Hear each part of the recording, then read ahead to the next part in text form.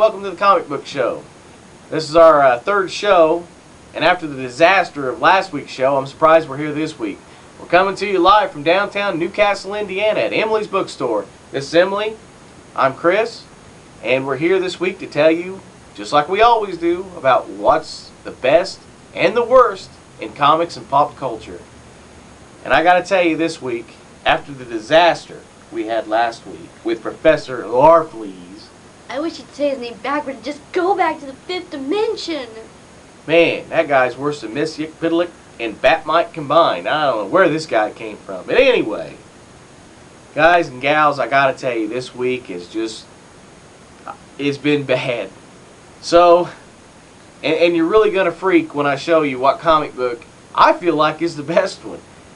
It's a shame. I mean, it really is. With all the great writers out here, this comic surpassed all of them, and I can't believe it. I mean, seriously, I can't believe this. But anyway, let's get down to it. The first one I'm going to bring up, and this is actually a very good story, and it came close to being #1. But like I'm going to show you, this is, like I said, this is probably, that's not it.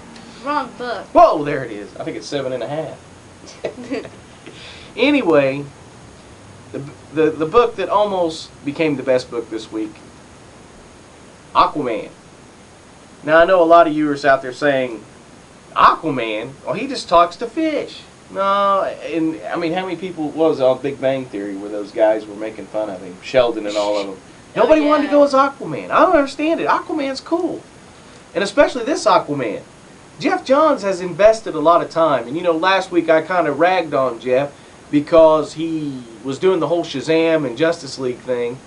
I gotta tell you, he's put a lot of time into this Aquaman character. I mean, you know, it's basically, and I'm gonna have to spoil it for you because I gotta tell you, this is a good book. It's a story about Aquaman's past super team that he was with, and how they are being murdered in the present. Now, big spoiler alert, guess who the villain is?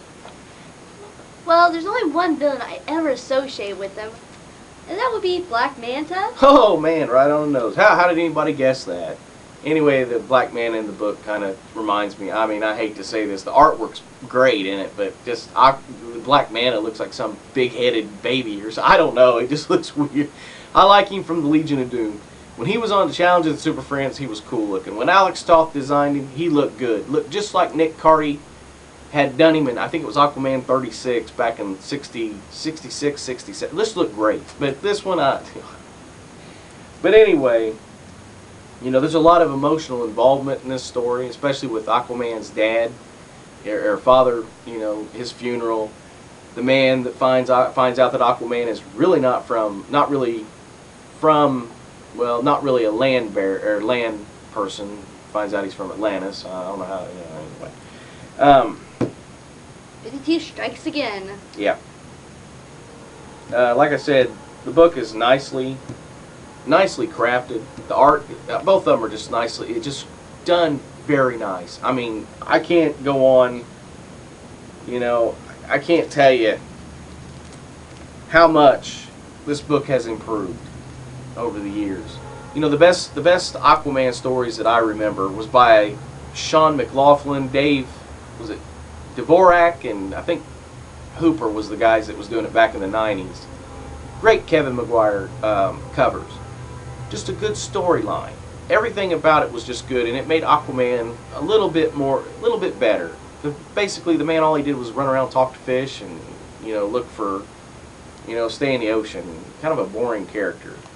If you've not read those first 12 issues of the 1990, 91 series, 92 series, it's very good. You need to get out and read it. Sean McLaughlin did a heck of a job on it. I mean, really and truly brought Aquaman back. Peter David version, yeah, it's pretty good.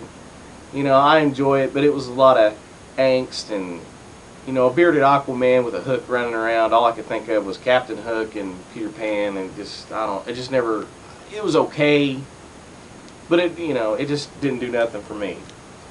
The best part of this story is one of his former super team tells him in one of the flashbacks that, I think her name was Kahina, tells him that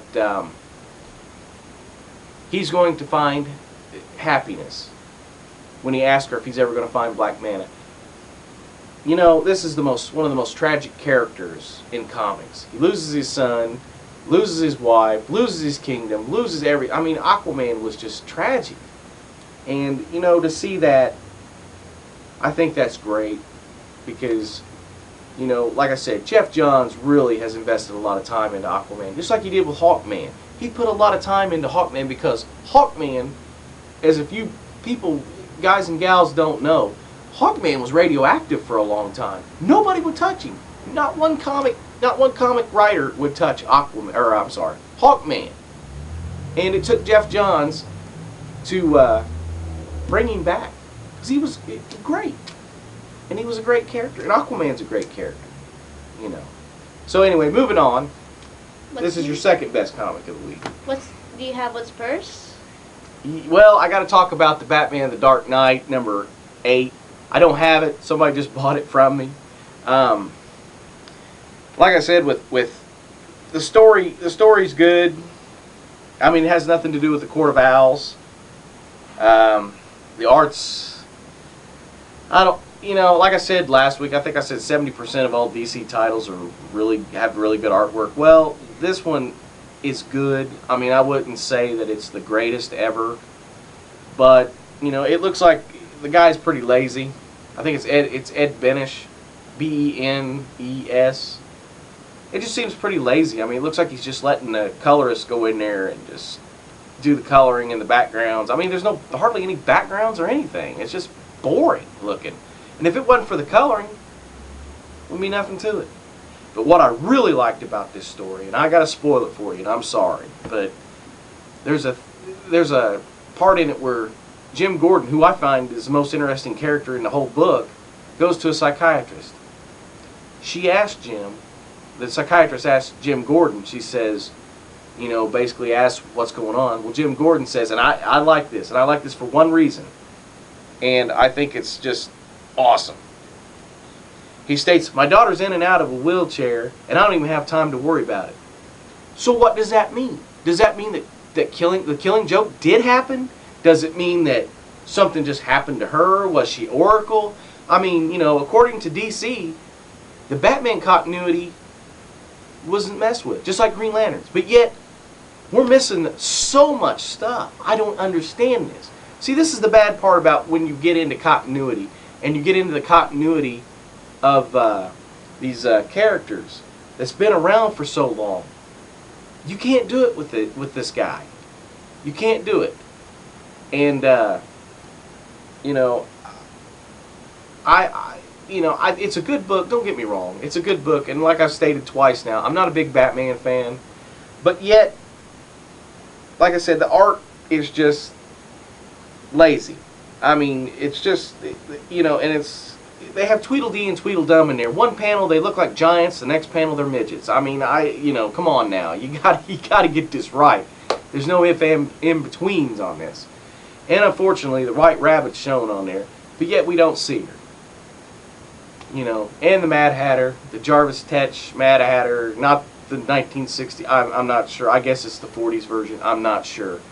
But anyway, in a moment we'll be right back, and I'll tell you about the best comic of the week. We'll be right